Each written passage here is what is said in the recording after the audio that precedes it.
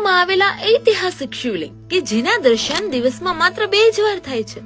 મિત્રો, આ ઐતિહાસિક જગ્યા કે જેને પાંડવોની પાપમાંથી મુક્તિ અપાવી એવું ભાવનગર જિલ્લાના કોડિયાકનું પ્રાચીન સ્થળ એટલે નિષ્કલંક મહાદેવ.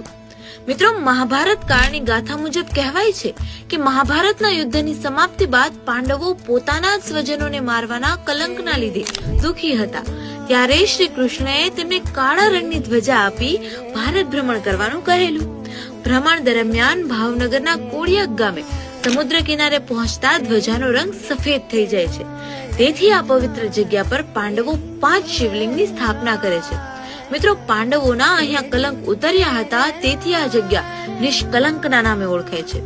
આ નિષ્કલંક મહાદેવનો ઇતિહાસ લગભગ 5000 વર્ષ જૂનો માનવામાં આવે છે. અહીંયા સાક્ષાત સમુદ્રની લહેરો શિવલિંગનો અભિષેક કરે છે. 24 કલાકમાંથી અડધો દિવસ શિવલિંગ સમુદ્રની લહેરોમાં ડૂબેલા અને અડધો દિવસ બહાર રહે છે. એટલે અહીંયા દર્શનનો સમય તિથિ અનુસાર નક્કી કરવામાં આવે છે.